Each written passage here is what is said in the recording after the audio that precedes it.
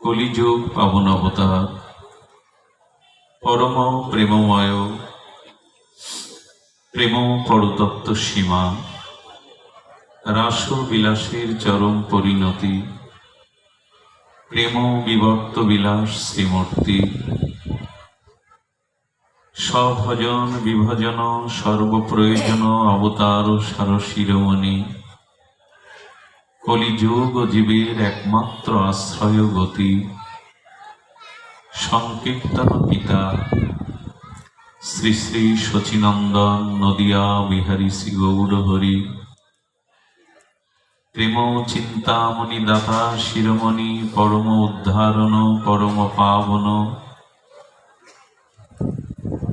দয়াল শ্রী নিতাই চাঁদের মহা অনুকম্পায় শ্রী শ্রী ব্রজ নবযুবদন্দ রাধা মাধবের অহেতুকী করুণায় বঙ্গজননীর পাটকেল ঘাটাস্থিত পাটকেলেশ্বরী এই মহাতীর্থে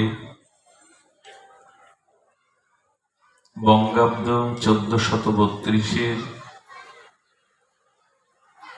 তার শুভ প্রারম্ভিক এই শুভ নববর্ষের শুভ লগনে শুভ মহেন্দ্রক্ষণে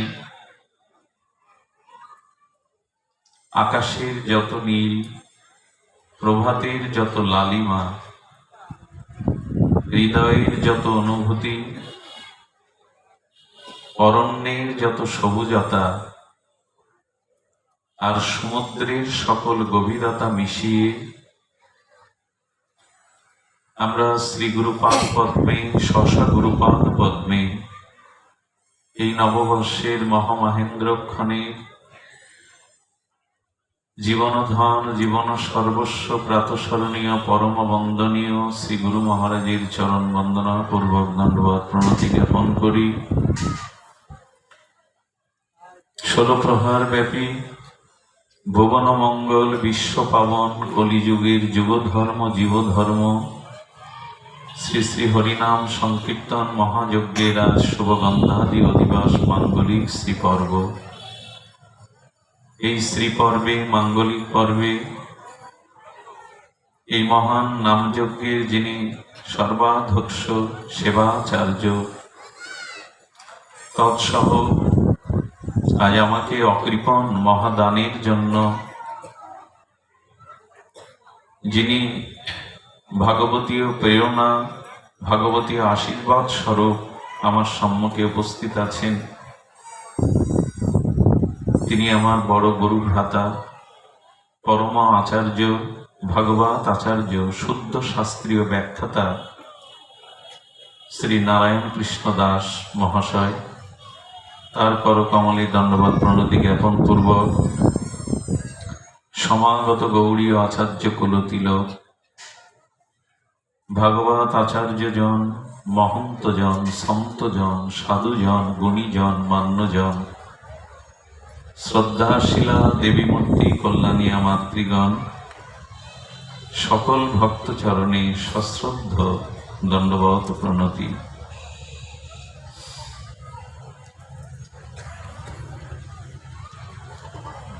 সাধু গুরু বৈষ্ণবে এবং শাস্ত্রের একটি বাণীও যদি উপদেশও যদি আমাদের জীবনে আচরণ হয়ে চরিত্রগত হয় আচারিত হয় তবে একটি মনুষ্য জন্ম সার্থক হতে পারে। যদি সাধু মহতে শ্রীগুরু শাস্ত্রের একটি ভগবত উপদেশও একটি মাত্র আমাদের জীবনে চরিত্রগত হয় ব্যবহারে তার প্রতিফলন আসে তো আমাদের জীবন ধন্যাতি ধন্য হবে। দৃষ্টান্ত স্বরূপ বলা যায় উপনিষদের সেই মহাবাণী সর্বং খলিদং ব্রহ্ম, ঈশ্বর সর্বত্র সর্বদা, এই বাণী যদি আমরা এখন আজ এই মুহূর্ত থেকে হৃদয়ে ধারণ করি বিবেক চেতনার দ্বারা আমাদের ব্যবহারিক জীবনের প্রতিফলন ঘটাতে পারি আপনি কোনোদিন আর পাপ কাজ করতে পারবেন না। যদি এই মুহূর্তেই আপনি সিদ্ধান্ত রূপে জীবনে মেনে নেন যে ভগবান সর্বত্র সর্বদা, পাপ করবেন কোথায়, অন্যায় করবেন কোথায়? যদি জেনেই যান সিদ্ধান্ত রূপে যে ঈশ্বর সব স্থানেই অবস্থিতি, তার সর্বত্র তিনি, পাপ করব কোথায়? একটি বাণীও যদি শাস্ত্র, শ্রীগুরু শ্রী বৈষ্ণবে ভাগবতের একটি বাণীও যদি আমাদের জীবনের প্রতিফলন ঘটে, আমাদের জীবন পরিবর্তন হতে বাধ্য, সুসংস্কার আসতে বাধ্য। জিজ্ঞাসা হলো, একটি বাণীও কি জীবনে প্রতিপালন করলাম, গ্রহণ করলাম? আজ আকাশে বিমানে চড়তে পারি আমরা, মহাকাশে মহাকাশ যানেও যেতে পারি, কিন্তু এই ধরিত্রীতে পৃথিবীতে প্রকৃত মানবতা মনুষ্যত্ব বোধ নিয়ে চলতে পারি কজন? আকাশে উড়ে লাভ কি? মহাকাশে গিয়েও কি সার্থকতা যদি সৃষ্টির শ্রেষ্ঠ জীব বিবেক প্রধান হয়ে এই পৃথিবীর বুকে মানুষ হয়ে না চলতে পারি? মহাকাশে যাওয়াটাই কি মহা সার্থকতা? যা মনুষ্যত্ব মানবতা বোধ নিয়ে পৃথিবীতেই চলতে শিখলাম না, আকাশে উড়ে নীল আকাশে অভিযানে গিয়ে কি বা প্রাপ্ত হতে পারি? এজন্য মহাজনের বাণী, শাস্ত্রবাণী, শ্রীগুরু উপদেশ একটি হলেও আমাদের জীবনের প্রতিফলন ঘটাতে হবে, আমাদের আচরণে আসতে হবে। আর এই জন্য ভাগবত, এই জন্য সাধু সঙ্গে হরি কথা। দেখুন, কোন গাভী মা যদি জঙ্গলে চড়তে চড়তে হারিয়ে যায় গভীর জঙ্গলে, সেই গভীর জঙ্গলে যেমন একটি গোমাতা বিচরণ করে, সেখানে হিংস্র বাঘও আছে। গোমাতা গভীর জঙ্গলে, তার সম্মুখে সেই ক্ষুধার্ত গাভীমার সামনে যদি আপনি আমিষ মাছ মাংস পাত্র করে দেন, সে না খেয়ে মরে গেলেও খাবে কি? গাভীমা সে কি আমিষ কোন বস্তু বহুদিন ধরে তিনি ঘাস কুটো তৃণাদি ভক্ষণ করেননি, ক্ষুধার্ত এই গাভীটি তার সামনে আমিষ দিলে মাছ মাংস দিলে খাবে? এই জ্ঞান, এই বিবেক, এই চেতনা, এই উপদেশ তাকে কে দিল যে ও মান্যতা দিচ্ছে, মানছে? ক্ষুধার্ত তো, সামনে খাদ্য আছে তো, খাচ্ছে না কেন? আচ্ছা, তৎ বিপরীতে ওই জঙ্গলে যে ব্যাঘ্র আছে, সিংহ আছে, সে যদি বহুদিন শিকার না পেয়ে ক্ষুধার্ত থাকে, তার সামনে ঘাস কটো দিলে খাবে কি? এই উপদেশ, এই মান্যতা তাকে কে দিল? স্বয়ং স্রষ্টা, স্বয়ং ঈশ্বর তাকে যে স্বভাব দিয়ে পাঠিয়েছেন, সেই স্বভাব সে রক্ষা করছে, পালন করছে। একটি গাভীমা জল তৃণাদি ঘাস কুটোর অভাবে যদি মরেও যায়, তবু আমিষ সে ভক্ষণ করবে। এই উপদেশ ঈশ্বর কর্তৃক, এই বিধি, এই স্বভাব সে পালন করছে। অথচ মানুষ সৃষ্টির শ্রেষ্ঠ জীব হয়েও, বিবেক প্রধান হয়েও, বিচার বুদ্ধি বিবেক প্রধান হয়েও আমার উপরে ঈশ্বরের যে নির্দেশ, সেটা আমি পালন করতে পারছি না। এটা মানব সভ্যতার লজ্জা হওয়ার কথা। পৃথিবীতে সমস্ত প্রাণী তার ঈশ্বর কর্তৃক স্বভাব এবং সংস্কারকে পরিত্যাগ করেনি, শুধু মানুষ। আমাদের চেতনশীল বলা হয়, সৃষ্টির শ্রেষ্ঠ মান্যতা এই মানুষকে দেয়া হয়েছে। সবার উপরে মানুষ সত্য বা শ্রেষ্ঠ, সেই মান্যতার প্রতিফলন আমার ব্যবহারে আছে কি? আপনাদের থাকতে পারে, আমার মতো মাদিস্য জনের নাই। এজন্য নিবেদন করব যে আসুন আমরা প্রথমেই শাস্ত্র বাণীকে, মহাজন বাণীকে, শ্রীগুরু আজ্ঞাকে, সাধুমুখে হরিকথাকে হলেও জীবনে একটি হলেও তার প্রতিফলন ঘটাতে চেষ্টা করি। অমল পুরাণ সর্ববেদান্ত সার শ্রীমদ্ ভাগবতের প্রতিটি অক্ষর, প্রতিটি উপদেশ এত বলশালী, এত মহাশক্তিশালী, আপনার জীবনকেই পরিবর্তন করে দিতে পারে। নিঃস্ব, রিক্ত, স্খলিত, পতিত জীবের এই ভগবত বাণী হলো তার জীবন সার্থক করার শ্রেষ্ঠ উপায়। এই জন্য দাদাজি প্রথমেই বলে গেছেন, ভগবানের এই অমৃতময়ী বীর্যবতী তার নাম রূপ লীলা কথা যেন আমরা পান করি, কান দিয়ে শ্রবণ না করি, কর্ণর সাথে সাথে আমরা মন দিয়ে, হৃদয় দিয়ে যেন এই হরিকথার অসম্পৃতকে পান করি। সকলের কাছে এই বিনীত অনুরোধ দেখে আমি একটি শ্লোক উচ্চারণ করেছিলাম ভাগবতের। সেটা হলো কুন্তী দেবীর ভক্তি বা স্তুতি থেকে, নমস্য পুরুষং তদ ঈশ্বরং প্রকৃতে পরম অলক্ষং সর্বভূত অন্তরং বহিরমন্ত্রম। একটা জিনিস বলি, শ্রী ভগবানের বিয়োগে, শ্রী ভগবানের বিরহে আমাদের চিত্তে কোনো ব্যথা জাগে কি? কি অদ্ভুত এই জগৎ! ত্রিগুণময় মায়ার কি দুর্দার্য প্রভাব। দুটো টাকা পাইনি বলে, দুটি সম্মান পাইনি বলে, নিজের মনের মতো সংসার, স্ত্রী, পুত্র, ধন, পদ, প্রতিষ্ঠা পাইনি বলে কত শোক, কত হাহাকার। কিন্তু ভগবান পেলাম না বলে, তোমার ভজন হলো না বলে আজও তো হাহাকার হৃদয়ে জাগলো না। ভগবানের বিয়োগে, পরম প্রিয়ের বিয়োগে আমাদের চিত্তে বিরহ নাই। কেন নাই জানেন? আমার চিত্তে, মাদিসজীবীর চিত্তে নাই। কেন না? যে বস্তুর মিলন হয়নি তার বিরহ কখনো আসতে পারে না। যদি কখনো মিলন হয়, তখন সেই মিলন রূপ তত্ত্ব বস্তুর যখন ছেদ হয়, বিরহ তখন। মিলন হয়নি তো বিরহ আসবে কি করে? বোঝা যায় কি? যে বস্তু, ব্যক্তি, সম্বন্ধের সাথে আমার মিলন হয়নি, তার বিরহে আমি কষ্ট পাবো তো? এই পৃথিবীতে এই মুহূর্তে কত মানুষ জগৎ ছেড়ে মহাকালের গর্ভে তিনি বিদায় নিচ্ছেন, মহাকালের গর্ভে তিনি অন্তলীন হচ্ছেন, মারা যাচ্ছেন। তো তাতে আমার কি আসে যায়? কারণ যিনি এখন পৃথিবীতে এই মুহূর্তে দেশ বিদেশে মারা গেছেন, তার সাথে আমার সম্বন্ধ নেই, তার সাথে আমার হৃদয়ের কোনো মেলবন্ধন নেই, এবং তার সাথে আমার মিলন নেই। তো সে ব্যক্তি আজ এই মুহূর্তে জগৎ থেকে চলে গেলেন, আমার বিরহ জাগার কথা না। বিরহ তার জন্যই জাগে যার সাথে আমার মিলন আছে। মিলন না হলে বিরহ আসবে কি করে?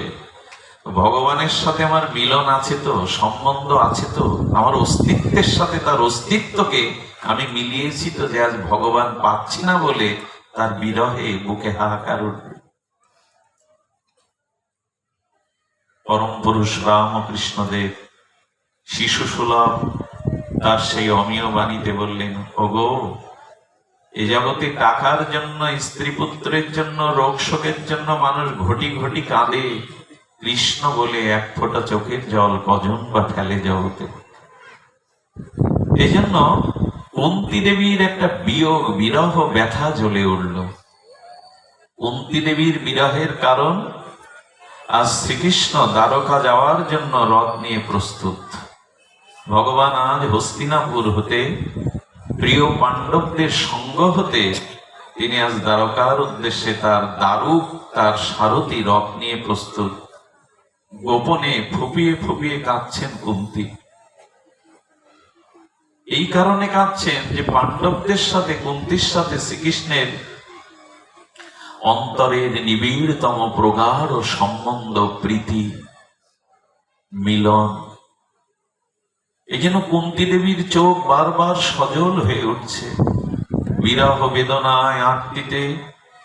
তিনি যেখানে রথ, যে পথ দিয়েই যাবে দ্বারকায়, সেই পথের এক প্রান্তে বসে ফুপিয়ে ফুপিয়ে নিচ্ছরিণী ঝর্ণার মতো বিরহ অশ্রু প্লাবিত হয়ে কুন্তী দেবী আজ কাঁদছেন। একটা জিনিস আপনাদের বলি, ছোট্ট কথা হৃদয়ে লিখে নিন। ভগবানের জন্য, ভগবানের বিরহে যদি কারো বুকে কান্না আসে, প্রেমশ্রু বিগলিত হয়, হৃদয়ে হাহাকার ওঠে, তবে জানবেন এতদিন এত জন্ম পরে ভগবানে আপনার ভক্তি হয়েছে। যদি ভগবানের বিরহে চোখ সজল হয়, ভগবানের বিরহে হৃদয়ে ব্যথা হাহাকার ওঠে, তবে জানবেন ভগবানে আপনার ভক্তি হয়েছে। ভক্তির লক্ষণ এটি। ভগবান বিরহে যদি চিত্তে হাহাকার ওঠে, হাহাকার আমরা দেখেছি গম্ভীরাতে, সেই রাধা কৃষ্ণ মিলিত তনু শ্রী গৌরাঙ্গ, এটা তারাটির প্রিয় আস্বাদ্য বিষয়। ব্রজে তিন ইচ্ছা পূর্ণ হয়নি গোবিন্দের, ব্রজনাথের, আমার প্রিয় পরম মনোহর শ্যাম সুন্দরের, ব্রজেন্দ্র নন্দনের তিনটে বাঞ্ছা পূর্ণ হয়নি। কৈসন রাধা প্রেমা, কৈসন মধুরিমা, কৈসন ভাবে সুখে অতীহ ভোর। পূর্ণতম, পূর্ণতর, বেদ যাকে বলেছেন পূর্ণমিদম, যিনি পূর্ণ থেকে পূর্ণতর, পূর্ণতম, সর্বদাই পূর্ণ, সেই পূর্ণময় ভগবানেরও একটু অপূর্ণ থেকে গেল ব্রজলীলায়। রাধা প্রেম কিরূপ,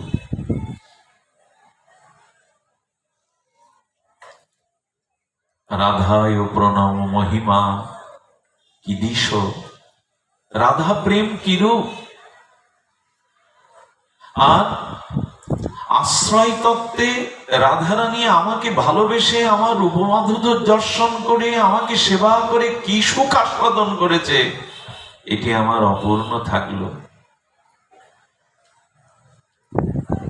এমন এই বাঞ্ছা ত্রয়ী পূরণের জন্য তাকে রাধা ভাবকান্তি নিয়ে, রাধা প্রেমকে গুরু করে শচী সিন্ধু গর্ভে উদয় হতে হলো।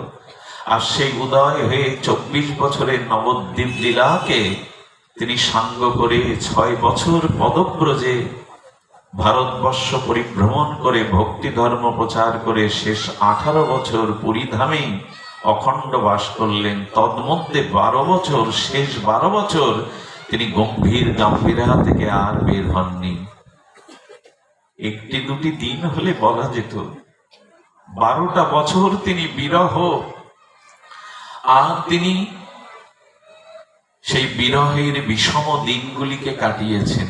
সে ব্যাখ্যা করার স্পর্ধা আমার কই, অনুভব আমার কই। শেষ যে রহিল প্রভুর 12 বৎসর, কৃষ্ণের বিরহ স্ফূর্তি হয় নিরন্তর।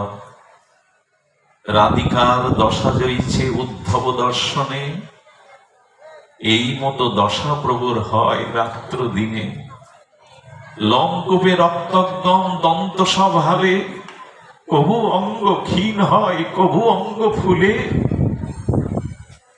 সেই গম্ভীর গাম্ভীরার মধ্যে গম্ভীরানাথ শেষ 12টা বছর কিভাবে কাটিয়েছেন চৈতন্য চরিতামৃতে উল্লেখ করেছেন। এই মহা অনুভবী গৌর পরিকর তার চৈতন্য চরিতামৃত লেখনী ফলকে যত রাত গভীর হতো, যত রাত গভীর থেকে গভীরতর হতো, মহাপ্রভু হৃদয়ের সেই মাথুর বিরহের ভাবনার বিরহে উদ্বেলিত হয়ে উঠত। এ যেন পূর্ণিমার চাঁদের সেই নদ নদী সাগরের উচ্ছ্বসিত তরঙ্গ। কৃষ্ণ বিরহের রাধা ভাব কান্তি নিয়ে মহাপ্রভু মাতুর বিরহের তরঙ্গ। রায় রামানন্দ স্বরূপ আমাদের কণ্ঠলগ্ন হয়ে বড় আত্মি নিয়ে বলতেন, স্বরূপ নাহি মোর কৃষ্ণ প্রেমধন, দরিদ্র মোর জীবন, দেহান্দ্রিয় বিতা হইল সব স্বরূপ। আমি দরিদ্র, আমি কাল, আমার কৃষ্ণ প্রেম নাই, আমার দেহ ইন্দ্র বৃথা হলো। যত গভীর রাত হয় প্রভুর শোক তত বাড়ে, বিরহ তত বাড়ে। মাঝে মাঝে প্রাচীরে তিনি মুখ ঘর্ষণ করেন, মাঝে মাঝে কোন এক অজানা আকর্ষণে তিনি প্রাচীর সিংহ দুয়ার ডিঙিয়ে এসে বাইরে পড়েন, গো গো করতে থাকেন। কবু অঙ্গ ক্ষীণ হয়, কবু অঙ্গ ফুলে। সেই বিরহের বিষম দিনে, বিরহের রজনীতে প্রভুর অস্থি সন্ধি মজ্জা বিগলিত হয়ে দীর্ঘ রূপ নিতেন। আবার কখনো কখনো সেই বিরহের বিষমতায় প্রভুর অঙ্গ প্রত্যঙ্গ হস্তপদ ভেতরে প্রবেশ করে মাটির ঢেলার মতো কর্মাকৃতি পাকিয়ে যেতেন। এই ভাষা দিয়ে বর্ণনা করা যায়। স্বয়ং ব্রজেন্দ্র নন্দন সচ্চিদানন্দ পূর্ণ আনন্দময় চিন্ময় স্বরূপে তিনি নিজেই এটা আস্বাদন করেছেন যে ভগবানের জন্য বিরহই হলো প্রেম, ভগবানের জন্য অশ্রু, বিরহই হলো ভক্তি।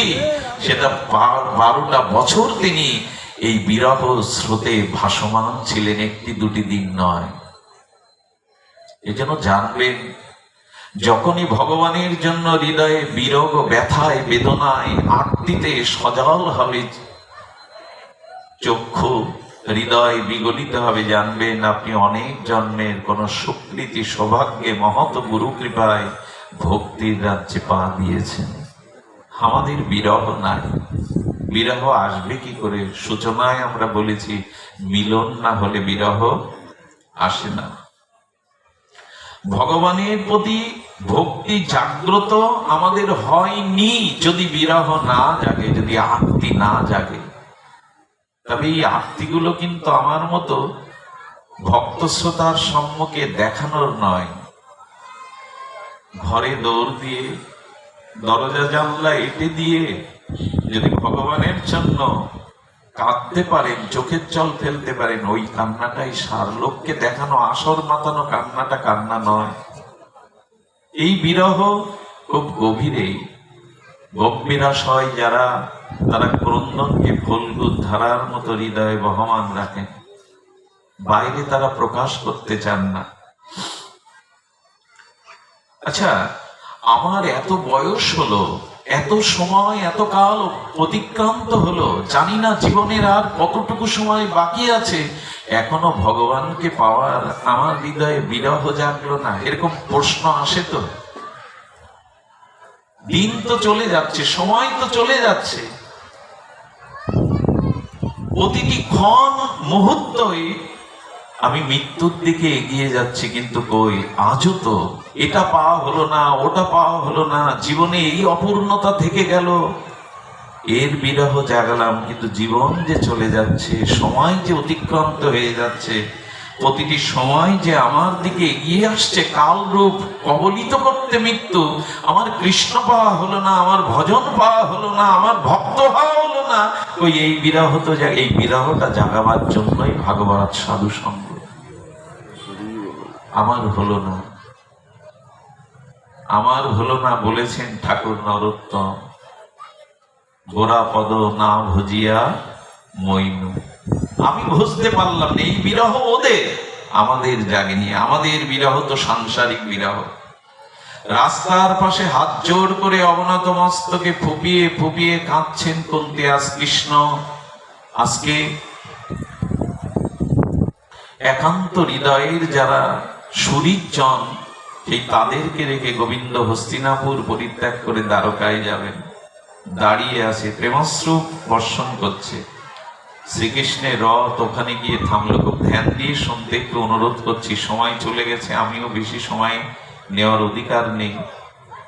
রথটা দারুক ছেড়ে দিয়েছেন, অশ্ব আরোহী দারুকের রথে গোবিন্দ চলেছেন, সারথী দারুক নিয়ে চলেছেন।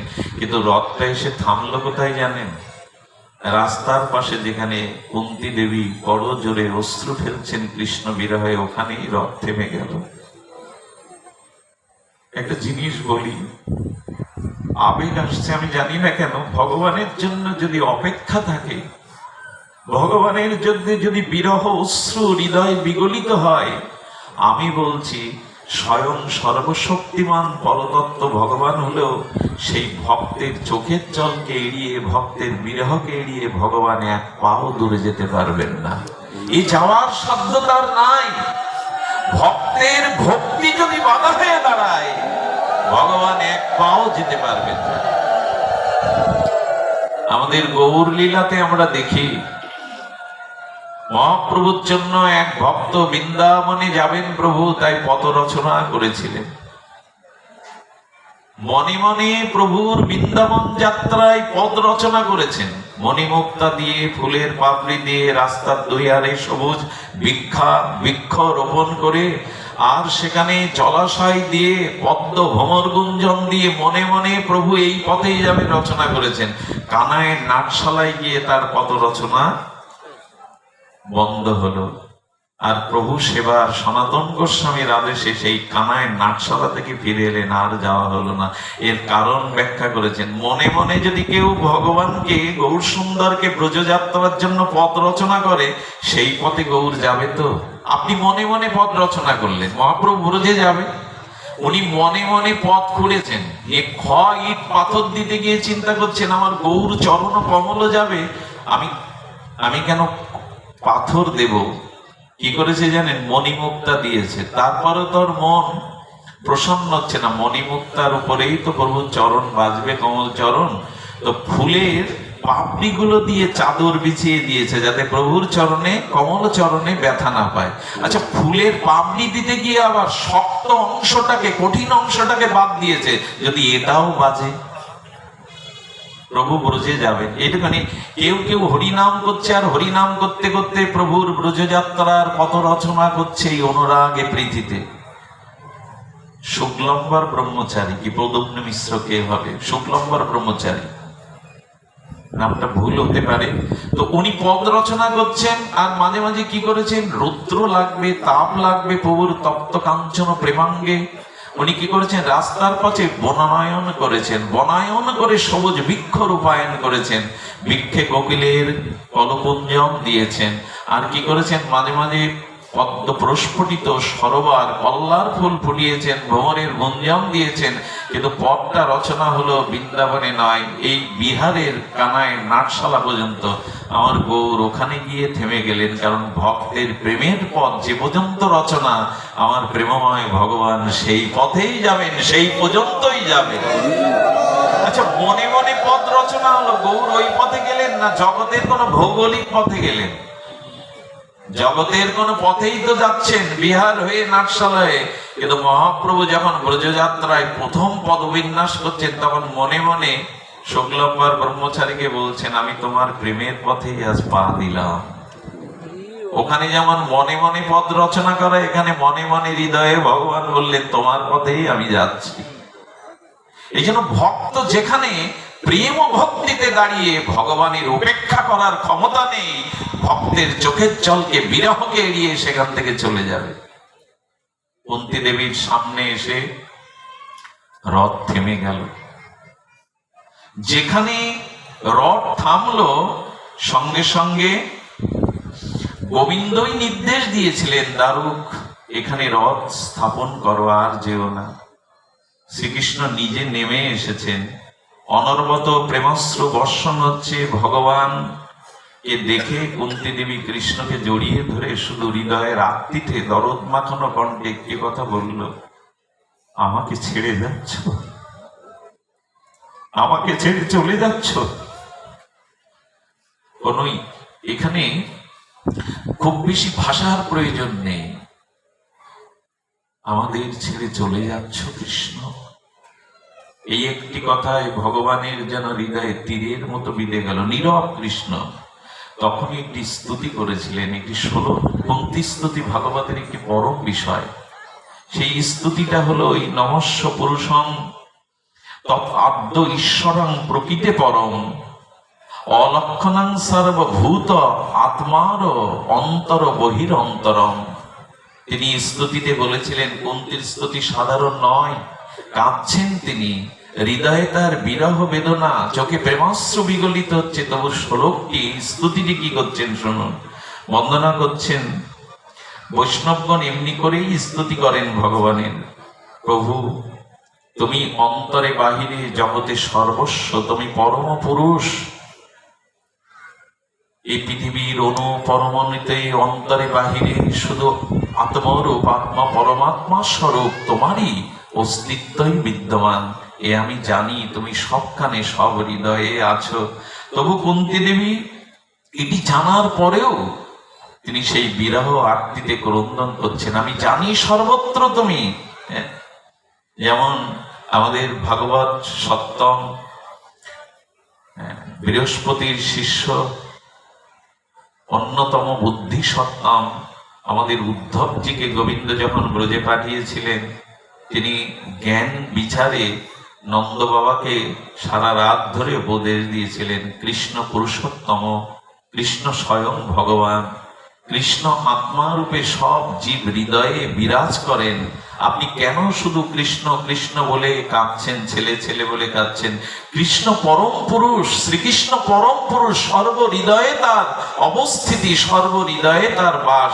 এভাবে যখন জ্ঞান প্রজ্ঞা শাস্ত্রের বাণী দিয়ে সান্ত্বনা দিতে যাচ্ছেন, নন্দ বাবার চোখে আরো জল। এবং তিনি ভোরবেলা বলেছিলেন, উদ্ধব উদ্ধব, আমি মনে করেছিলাম কৃষ্ণের পাশে থাকতে থাকতেও তুমি জ্ঞানী হয়েছে, কিন্তু এখন দেখছি তুমি বড় শিশু। উদ্ধব, তুমি সান্ত্বনা দিতে এসছো না বিরহকে জাগাতে এসছো?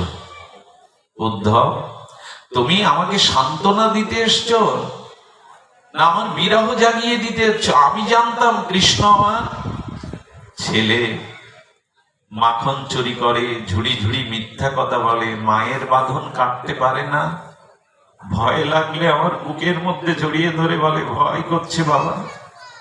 আর সেই আমার কৃষ্ণ ছেলেকে হারানোর ব্যথায় আমি এতদিন কাঁদছিলাম, কিন্তু তুমি আমাকে যে জানালে আমার ছেলেটা ছেলে নয়, তুমি প্রতিপাদন করতে চাইছো যে কৃষ্ণ স্বয়ং ভগবান। এই কথা সান্ত্বনার হলো। কারো ছেলে হারিয়ে গেছে এজন্য বাবা কাঁদছে, কিন্তু বাবাকে যদি এই জ্ঞান জানানো হয় যে তোমার ছেলে ছেলে নয়, ছেলে স্বয়ং ভগবান, তাহলে তো তাকে আরো কাঁদা উচিত। কারণ আমি মনে করেছিলাম আমি লোহার টুকরো হারিয়েছি, আমার ছেলে হারিয়েছি, এখন বলছো আমার ছেলে ছেলে নয়, স্বয়ং ভগবান। তো ভগবানকে হারিয়ে যারা হারায় তাদের থেকে হতভাগ্য এই জগতে কে আছে যারা ভগবানকে পেয়ে হারায়? এই জন্য সান্ত্বনার ভাষা তুমি জানো না।